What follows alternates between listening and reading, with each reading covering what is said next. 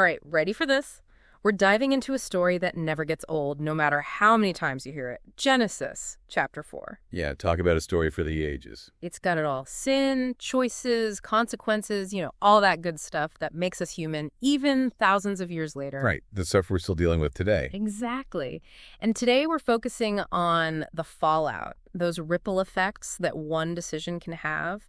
And we're going deep on this with, get this, an article called MCS Genesis Chapter 4 from mychristianspace.com. Catchy title, right? I know, right? Yeah. But hey, it gets right to it. No beating around the bush. We're talking Cain and Abel, two brothers, two very different paths. And it's interesting how even in those early chapters, those first few pages of the Bible, it just throws you right into the heart of human drama. Talk about OG family drama. Right. Cain the farmer, Abel the shepherd. Seems simple enough on the surface, but there's this underlying tension, this sense that things aren't quite right between them. Totally. And the article doesn't shy away from that. It digs into those details that might seem insignificant at first, like, for example, their names. Ah, yes, the names. It always comes back to the names in the Bible.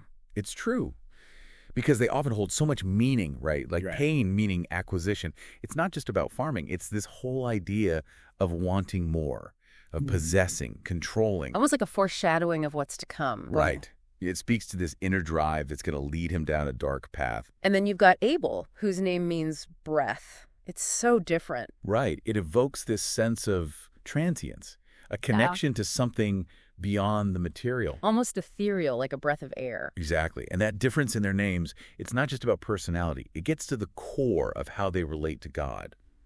And we see this most clearly in the story of their offerings. Oh, yeah. This is where it gets really interesting because Abel brings the firstborn of his flock, the best of the best. But Cain's offering, it's kind of vague. Like, it's not even clear what he brings, let alone the heart behind it. And that speaks volumes, doesn't it? So, like, you know how they say, it's the thought that counts. Yeah, totally. It's like that, but magnified. Abel's offering, it represents a genuine sacrifice, an act of devotion. Cain's, it just leaves you wondering if there was even a thought there at all. Which brings up a question. I think we can all relate to this. Have you ever done something out of obligation versus true devotion, like going through the motions versus really meaning it? All the time. And the text makes it clear that God recognizes that distinction. It's not about playing favorites. It's about recognizing the difference between a gift given with a pure heart and one that's, I don't know, maybe out of duty, maybe even worse, just wanting to be seen favorably. Totally. But here's something I never even considered until reading this article. When Cain is born, the way Eve phrases it in the original Hebrew, it's almost like she sees him as this divine figure. It's amazing, isn't it, how something can be right there in the text, but get lost in translation. Yeah. Like she's got all these expectations on him from the get-go. It kind of changes things, doesn't it? It does.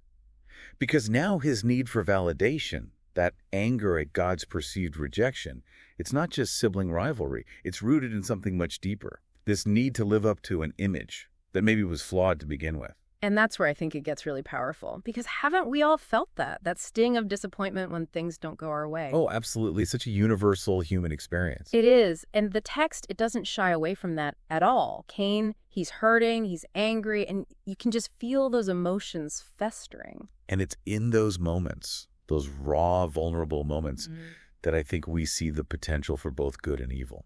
Because God doesn't just punish him, right? Right. And that's what's so amazing. God doesn't write Cain off. He doesn't condemn him for his anger. He acknowledges it. He sees him. He does. And it's almost as if God is saying, look, I get it. You're hurting. But be careful. Sin is lurking. It's waiting to take advantage. It's like he's offering Cain a way out, a chance to make a different choice.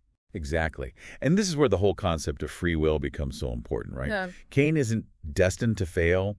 He has a choice to make. He has agency. Yes. He can listen to that warning, or he can give in to the anger and the hurt.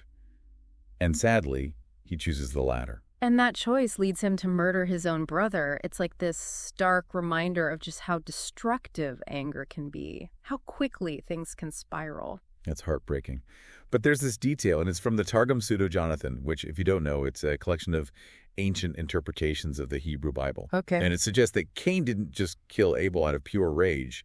It's like he actually believed there would be no consequences. Wow. So it's not just anger driving him. It's a fundamental disbelief in any kind of accountability. Exactly. And that's a chilling thought, isn't it? Makes you think about our own beliefs, the ones we carry around, often subconsciously, about right and wrong, the consequences. It really does. It's like this ancient story. It's holding up a mirror, making us ask ourselves those tough questions. What do we believe about the consequences of our actions? For sure.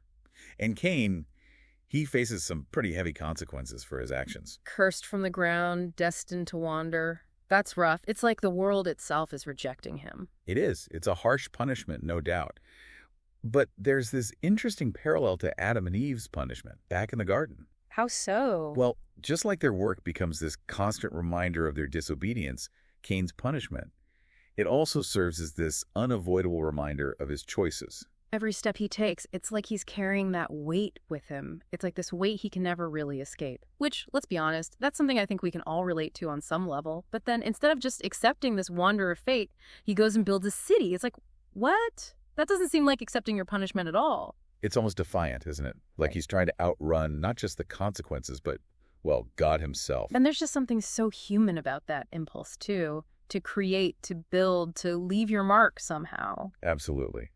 But for Cain, it becomes just another way of distancing himself, another act of disobedience. And it's not just him, is it? This whole cycle of disobedience, it keeps going. It's like watching a snowball rolling downhill. It's like this ripple effect, right? Yeah. And by the seventh generation, which, in the Bible, 7 often represents completion. Oh, right, like a significant number. Exactly. Yeah. So by the 7th generation, we see Cain's descendants embracing polygamy, which is a pretty clear departure from God's original plan for marriage and family. Yeah, not exactly following the blueprint. Not at all. And then there's Lamech, Cain's Yeah. descendant. Talk about a guy who takes things way too far. He brags about killing a young man and claims this vengeance that goes way beyond anything God ever promised for Cain. Yeah, that's pretty intense. It's a whole other level of messed up, this pride, this total lack of remorse. It's chilling.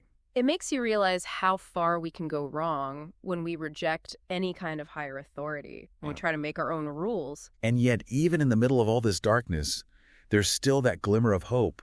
Because remember Seth, Adam and Eve's other son. Right. His line is actually the one that leads to Noah. Oh, wow, I'd forgotten that. So even when it seems like, everything's gone sideways, God's still working. he's still got a plan. Exactly. That's huge. Because it reminds us that even when we mess up, even when humanity stumbles, there's always that potential for redemption. Always a chance for a new beginning. Absolutely. So as we wrap up this deep dive into Genesis chapter 4, with all its drama and jealousy and, well, murder, what's the takeaway? What can we learn from these guys, from the choices they made? I think the biggest takeaway for me is just how human this story is. I mean, Cain's anger, his jealousy, his need for control, trying to escape responsibility. Haven't we all been there in some way? Totally. Those Cain moments when we let our emotions get the best of us. Right. We make choices we know aren't good. We try to hide from the consequences. It's part of what makes us human. Right?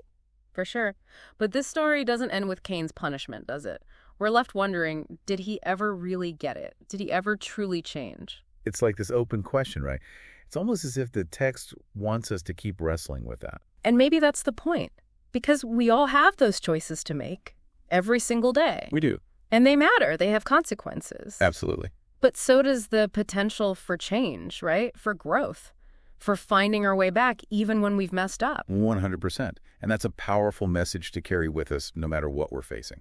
Couldn't agree more. So next time you're wrestling with a tough choice, ask yourself, am I acting out of love or am I letting fear call the shots? Am I trying to control everything or can I surrender to something bigger? Trust me, those answers, they can change everything. Thanks for joining us for this deep dive.